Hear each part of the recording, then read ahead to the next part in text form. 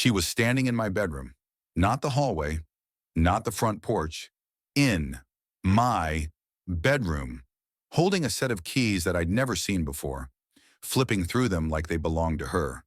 "You shouldn't leave your back door unlocked," she said, voice perfectly calm.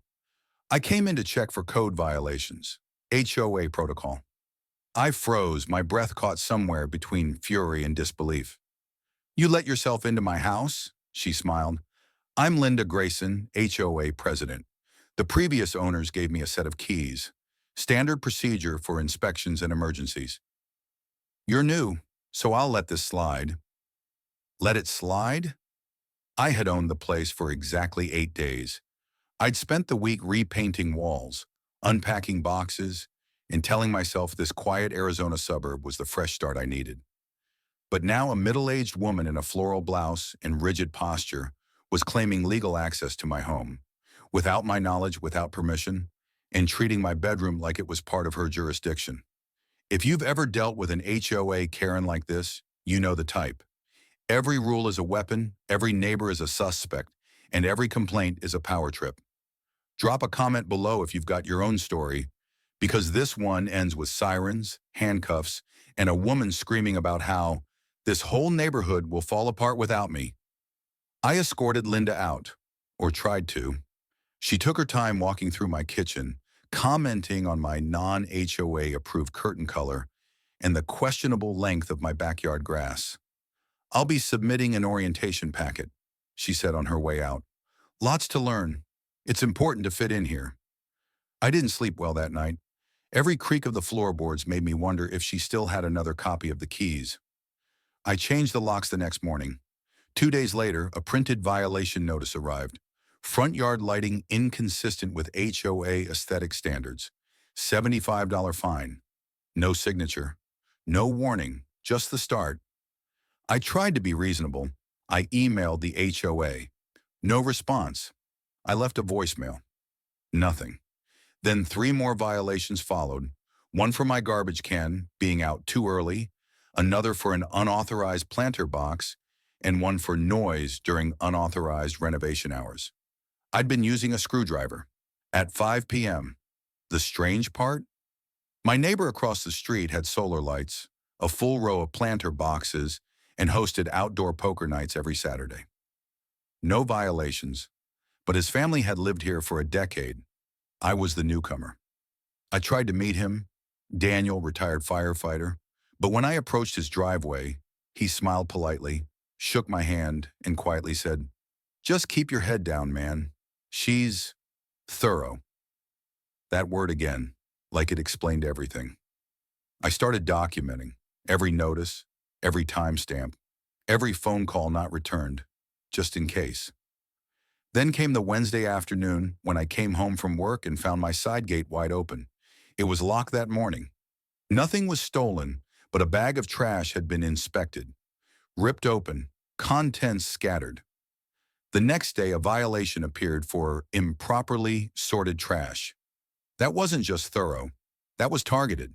I decided to install cameras. I wasn't paranoid. I was being watched.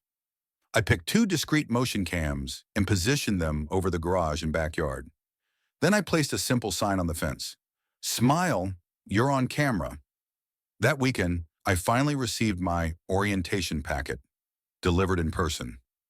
Linda rang my doorbell at 7:14 a.m. on Saturday. I opened the door in gym shorts and a hoodie. "You're not allowed to post surveillance signs without HOA review," she said. I didn't invite her in. She handed me a thick white folder labeled New Resident Compliance Guide. Inside, 32 pages of typed regulations, including a handwritten sticky note. Reminder, mailbox flag height is also regulated. "I expect your sign down by tomorrow morning," she said. "I'm not taking it down," I replied.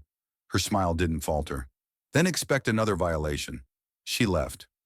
I watched her walk across my lawn, diagonally of course, crushing the only green patch I'd managed to rescue from the Arizona sun. That was the moment I realized this wasn't about grass or lighting or mailbox flags. This was a game, and she thought I didn't know how to play it. By Monday morning, 3 new violation slips were tucked under my front door. Improper signage, unapproved surveillance devices, and hostile correspondence with HOA leadership. I hadn't written a single word to anyone. Linda was inventing violations out of thin air. I walked the neighborhood that afternoon just to observe. The man 2 doors down had 3 solar lights, same model as mine. The woman at the cul-de-sac had a garden gnome twice the HOA's size limit. The retired couple next to me had installed a metal mailbox with gold trim, clearly outside the standard black or white regulation. No violations on their doors. I wasn't crazy. I was being targeted. That evening, while watering my succulents, I caught Linda across the street photographing my driveway with her phone. She didn't even flinch when I waved. "Just documenting for our records," she said. "For what?" I asked. She shrugged. "Your car is parked too close to the sidewalk, technically." I stepped back inside and started Googling. I searched HOA Harassment Arizona, illegal access, HOA president. Can HOA president enter house without permission? The results were worse than I expected. Gray areas, civil cases, loopholes. It was all designed to wear people down until they moved out. The next week, I began to hear rumors. A neighbor with 3 kids whispered to me during trash day, "She fined us $100 because our Halloween decorations were up on November 2nd. Another guy in his 20s told me Linda had threatened to report his lawn for looking drought defiant. He had fake turf. Everyone had a story, but no one had evidence. No one had pushed back. One night I came home from a late shift and noticed something strange. My back patio door was slightly open, just a crack, enough to be unsettling. I hadn't left it that way. Nothing looked stolen, but a pile of my junk mail, which I had tossed on the kitchen table the day before, was now sorted into 2 neat stacks. Someone had been inside. I checked the locks. Nothing broken. I checked the windows. All latched. Then I remembered. Linda used to have a key. Even though I changed the locks, what if the previous owner had hidden a spare somewhere outside, and she still knew where? I didn't sleep. Instead, I reviewed every frame of footage from my cameras. One of them caught motion at 3:12 a.m. Just a blur. The camera on the side yard had been angled slightly up, like someone had moved it. The backyard camera? Dead battery. Deliberate. I replaced both cameras with newer models, mounted them higher. I added cloud backups, motion alerts to my phone. I started locking my bedroom door at night. The next day, my neighbor Marissa approached me as I loaded groceries into the car. She lived 2 houses down with her 7-year-old daughter and 2 rescue dogs. She looked around, lowered her voice. "She used to do it to us," she said. "What?" "Come into the yard, check our trash." Our back gate was open one morning, and my daughter's toy bin was reorganized. I stared. My husband wanted to file a police report, but she backed off when we added a private property sign. Then we got 3 violations in 1 week. For what? Plastic pots. Not ceramic. It was so petty it almost sounded fake. Almost. "You should know," Marissa said. "The woman who used to live in your house, she left fast. Didn't even finish packing. Said something about being hounded." My stomach tightened. "By Linda?" Marissa just nodded. Later that night, I placed a small box above the doorframe outside. An old GPS tracker, still functional, battery charged. Just in case anyone entered again. They did. 2 days later, I came home from the gym and found a faint perfume smell in my hallway. One I didn't own. There was a glass of water on the counter that I hadn't poured. This time, I didn't panic. I checked the tracker. Activated. Opened. It had pinged at 9:43 a.m., the same time Linda usually took her morning neighborhood walk. I called the non-emergency police line. I told them everything. Unauthorized entry, suspicious behavior, a possibly stolen key. The officer, friendly but hesitant, listened carefully. "You don't have direct footage of her inside?" "Number. But I've got a tampered door, a history of harassment, and an unauthorized key we never agreed to." He nodded. "I'll file a report. But without video, there's not much we can do unless it happens again." That was the moment something in me hardened. She was walking through my house like it was hers, like she owned it. But I had something now, a reason to dig deeper, to find out how far this went, because I was done playing defense. I took a personal day from work. I spent it in the county recorder's office poring over property documents. I requested every title transfer, inspection log, and HOA filing tied to my address and the name Linda Grayson. Some clerks rolled their eyes. Others whispered, HOA trouble, like it was a known disease. By noon, I had a stack of files thick enough to fill a backpack, and that's when I found it. A document dated just 3 weeks before I bought the house, signed by the previous owner. A line item labeled HOA Emergency Access Key, retained by HOA President for Compliance Continuity. It wasn't in my purchase agreement. It wasn't disclosed. She had written herself into the house's past, and no one stopped her. Back home, I scanned the document, highlighted it, and uploaded it to a digital folder I titled Evidence. Then I called the real estate agent who sold me the property. "Oh, Linda?" "She's very involved," the woman said casually. "Sometimes too involved, if I'm being honest." I asked her why the access key wasn't disclosed in my closing documents. She hesitated. "It wasn't standard procedure. Honestly, we've had a few buyers complain, but Linda insists it's part of the HOA policy.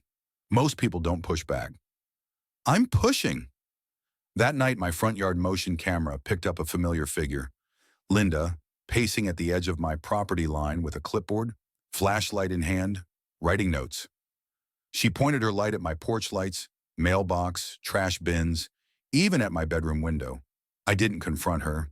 I emailed the footage to myself. Time-stamped, clear resolution, then backed it up to 2 separate drives. The next morning, a violation notice appeared for exterior illumination inconsistency. $125. I printed it, dated it, and slipped it into the folder. By now, the violations were stacking like junk mail. My email inbox was a mess of HOA reminders, most of them unsigned. I tried calling the management company overseeing the HOA board. A woman named Camille picked up. "You're not the first complaint," she said under her breath. "But unless there's proof of actual misconduct or legal breach, we're limited." I asked her directly, "Do you know she's entering homes?" Silence. Finally, she said, "Off the record, install cameras inside. Front door, hallway, living room. You're going to need undeniable proof." So I did. 2 hidden motion cams inside, one in the entryway, another above the hallway light fixture. Both triggered only by human movement, audio-enabled. The next 48 hours were quiet, too quiet. Then came Thursday morning. I left for work at 7:50 a.m. At 8:14, the entryway camera sent a motion alert. I opened the feed. Linda, wearing gloves, holding a small notepad. She opened the front door like it was hers, stepped inside, glanced around, then walked directly toward the hallway. I stared in disbelief as the feed recorded her inspecting my thermostat, peeking into the bathroom, checking the locks on the patio door. She even adjusted a crooked painting in my hallway. Then she pulled out her phone and took a picture of the inside of my fridge. That was the moment something shifted from anger to something colder. Violation notices were one thing. This was a criminal act. I called the police immediately. "I have video footage of a woman breaking into my house. She used a key I didn't authorize. She's the HOA president." This time they came. 2 officers arrived at 9:47 a.m., just as Linda was walking back down the street, clipboard in hand, humming. I showed them the footage, clear as day. "Do you recognize this woman?" "She lives 3 blocks over." Linda Grayson, HOA president. One officer, the younger of the 2, winced. "She used to fine my aunt for hanging laundry outside." The other knocked on Linda's door while I waited on the sidewalk. She opened, perfectly calm. "Oh, hello, officers. What can I help you with?" Her voice didn't even tremble. When asked about the key, she produced it proudly. "I was granted access by the previous owner. It's all part of HOA compliance monitoring. This young man is new. He doesn't understand how we keep standards here." "She was in my house without my consent." Linda's smile tightened. "As I said, compliance." I showed the officers the document trail, my purchase agreement, the lack of any legal HOA access clause, the hidden cameras, the footage. Linda suddenly looked less confident. Still, the officers hesitated. "We'll file a report, But since she didn't force entry and claims she had an existing key, it may be considered a civil matter unless the DA sees it as trespassing. She had no right to be there. No notice. No consent. This is stalking. They nodded. We'll recommend it go to review. In the meantime, get a restraining order. Linda's final line before they walked away. This isn't over, Ethan. You'll learn your place here eventually. Not a threat. Not quite. But something told me she wasn't done. And neither was I. I filed the restraining order that afternoon. It wasn't easy. The clerk at the courthouse needed copies of my footage, proof of unauthorized entry, timelines, police reports. I handed it all over. The clerk raised an eyebrow when she saw Linda's name. She's been here before, she muttered. By evening, the temporary order was approved. Linda Grayson was legally barred from coming within 100 feet of my home. I posted the document on my front door, laminated it, even attached a copy to my mailbox. But I wasn't celebrating, because later that night, someone rang my doorbell 3 times, then walked away. When I checked the camera, I saw a man in a gray hoodie and baseball cap I didn't recognize. He stared at the restraining order for nearly a full minute, then snapped a picture and left. I didn't sleep much, just reviewed footage and organized files. I created a new folder on my desktop called HOA Pattern Behavior, filled with every violation, every timestamp, every detail Linda had ever sent me. The next morning, I met Amanda Fields. She was waiting for me on my porch when I stepped outside, clutching a coffee thermos and a manila folder. I'm on the HOA board, she said. Technically, but I'm not one of them. I eyed her warily. One of who? Linda's inner circle, Robert, Terry, and her little trio of rule enforcers. I've been documenting her behavior for months, but I needed someone like you. Someone stubborn. She handed me the folder. Inside, old complaints, anonymous letters, even an incident where a teenager's therapy dog had been declared non-compliant and forcibly removed from the household. The story ended with the family moving away. I was on that vote, Amanda whispered. I regret it every day. We talked for hours. She told me everything. How Linda manipulated elections, installed loyalists, buried alternative voices in procedural red tape. She even had connections in the title company that handled most home sales in the neighborhood. Do you think she planted something in my deed? Amanda didn't answer. She just pulled out her phone, opened a scanned contract from another home sale, page 19, buried in the appendix, identical phrasing to what I'd found. Emergency access retention for HOA president. That's illegal, right? She nodded. Absolutely. But proving systemic abuse requires more than just one case. I smiled grimly. Then let's give them more. We started making calls. A week later, 5 neighbors had come forward. An elderly widow fined $600 for improper garage storage when her hospice bed was delivered. A military vet cited for unauthorized wind chimes. A family forced to remove a basketball hoop because it disrupted visual symmetry. Everyone had a story. No one had evidence. Until now. I pulled the footage, compiled the violations. Amanda got us a meeting with the HOA Oversight Management Company. Camille, the soft-spoken rep I'd spoken to weeks earlier, agreed to review everything. I can't promise action, she said, but this is significant. 3 days later, Linda violated the restraining order. I was away for the afternoon. When I returned, the gate was open. Again, the side lock was scratched, and on my kitchen table sat a single folded piece of paper. No signature, no date, just one line. Your time here is temporary. My stomach turned. My chest tightened. She had been inside again, but this time I had it. The hallway camera. Clear shot. 2:27 p.m. Linda. No gloves, no clipboard. Just fury in her eyes as she stormed into my kitchen, dropped the note, and stormed back out. I copied the footage to 5 different places, and I called 911. This time the response wasn't casual. This time, they brought 2 patrol cars. One officer stood outside taking statements while the other reviewed the video inside with me. When Linda's face filled the screen, stepping clearly past the posted restraining order notice, the officer's jaw flexed. That's a criminal violation, he said, and you have her on record. Multiple angles. She's not just trespassing, she's violating a court order. What happens next? She gets arrested. And that's exactly what happened. At 9:14 p.m., a cruiser pulled up outside her house. I watched from my porch. She came to the door in a satin robe, holding a glass of red wine. When the officer explained the charge, her voice carried across the cul-de-sac. "This is a mistake. I was delivering a courtesy letter." But it didn't matter. They handcuffed her. No special treatment, no clipboard, just Miranda rights, flashing lights, and a stunned neighborhood watching their self-appointed queen be escorted into the back of a police car.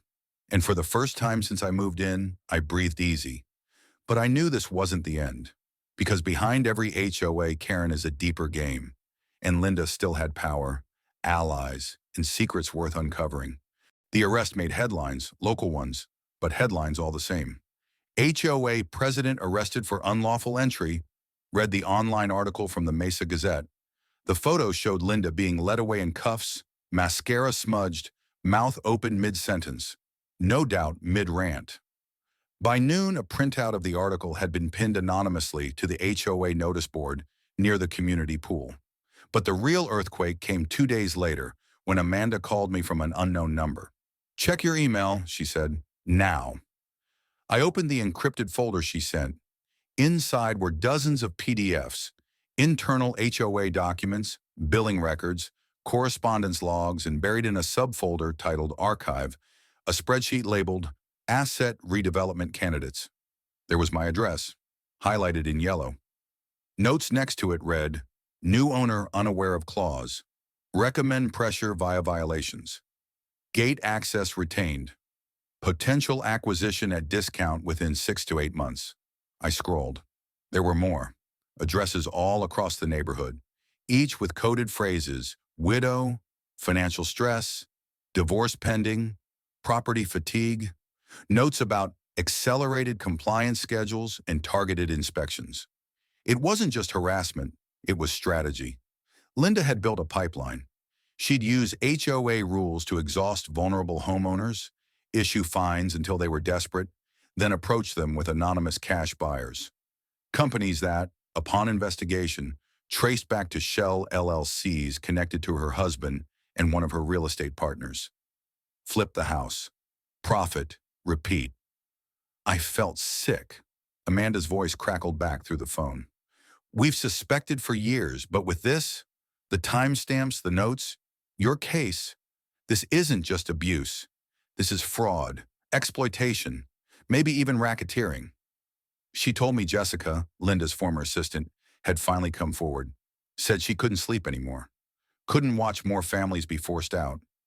Jessica had saved everything: emails, messages, voice memos, even a recording of a phone call between Linda and her husband where they discussed offloading Anderson's property before the drainage mess spreads to appraisal.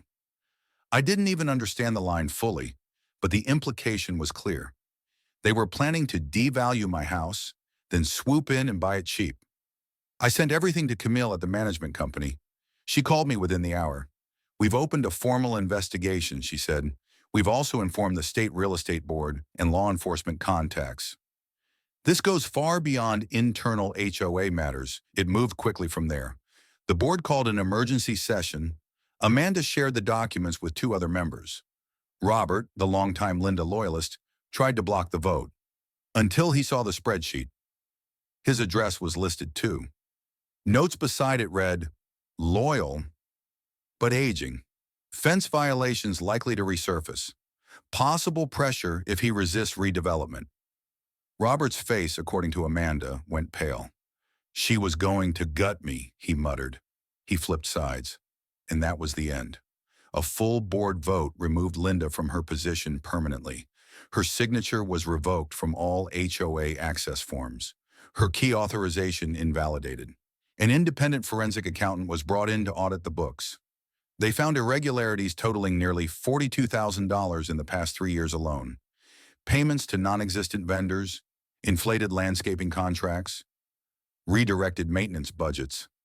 Linda made bail, but the charges were stacking. Unlawful entry, restraining order violation, HOA fund misappropriation, and now real estate fraud. A formal complaint was filed with the State Licensing Bureau. She lost her broker's license within a month, but the damage wasn't just to her, it was to the people she'd buried for years. I started hearing stories at the mailbox during walks, in whispered grocery store chats.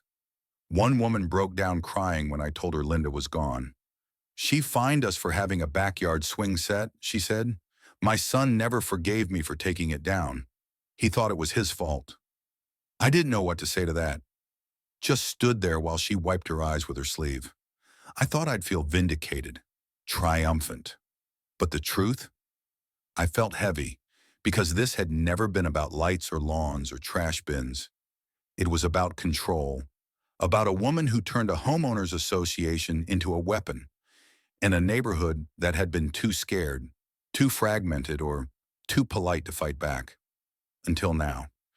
And yet, even as I rebuilt my front yard, repainted the mailbox, deleted the folders marked HOA War, I couldn't shake the feeling it wasn't truly over. Not until I made sure it couldn't happen again. The community meeting was packed. More than 50 neighbors filled the folding chairs in the recreation hall that once hosted bingo nights and forgotten bake sales. But tonight, it wasn't about cupcakes or cornhole. It was about the future. Amanda stood at the front with a microphone, hands steady, eyes firm. Behind her was a projection screen showing 3 simple words: reform, restore, reclaim. "I know we've all seen things," she began, "or heard rumors. Some of us were victims. Some of us, myself included, stayed silent when we should have spoken up. But silence ends tonight." Applause followed, not polite, but fierce, earned. Amanda introduced a plan: dissolve the existing HOA framework and rebuild it from the ground up. Transparent elections, public budgets, term limits, a rotating compliance board with no single president, no more unchecked power, and no more keys. I spoke next, told my story, not in detail, but enough. She walked into my house. She used a key I didn't know existed, and she used rules that weren't real to try and push me out. But what scared me most wasn't Linda. It was realizing how many people here thought they were alone. I looked around. I saw heads nodding. I saw people holding hands. I saw Robert sitting in the back row, chin low, guilt carved into his face. I didn't hate him, not anymore. He was just another name on her list. I say we make sure no one in this neighborhood ever feels alone again. The vote was unanimous. The next weeks were a whirlwind. Contractors came in to reinforce locks on shared facilities. A third-party firm audited the books. Jessica's documents helped recover nearly $18,000 from improper HOA accounts. That money was used to start a community improvement fund, open source, resident run. And Linda? The case went to trial.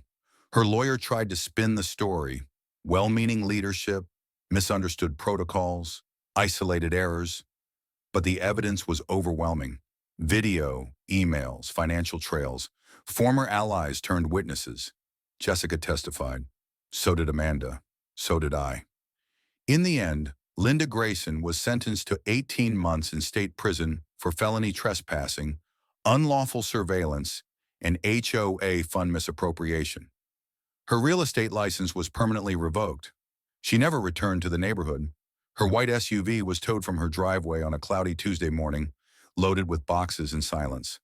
I watched from my porch, sipping coffee. Later that year, Amanda nominated me for the newly established Neighborhood Ethics Committee. I declined. Not because I wasn't honored, but because I knew I didn't need a title to protect my home anymore. The cameras still ran. The folder on my desktop was renamed Closed. One evening in late autumn, a small girl drew chalk stars on the sidewalk outside my house. I stepped outside to compliment her artistry. Her mom, Marissa, smiled from the lawn. "Hard to believe it's the same street," she said. I looked around. The houses looked the same. The mailboxes, the flower beds, the flags waving gently. But the air was different, lighter. "You know," I said, "I think we should name this block." Marissa laughed. "Name it what?" I thought for a moment, then smirked. "Keyless Lane." Amanda approved a commemorative sign a week later. It still hangs at the entrance to our street. Residents like to point it out to newcomers. No keys, no secrets, no tyrants, just neighbors and peace.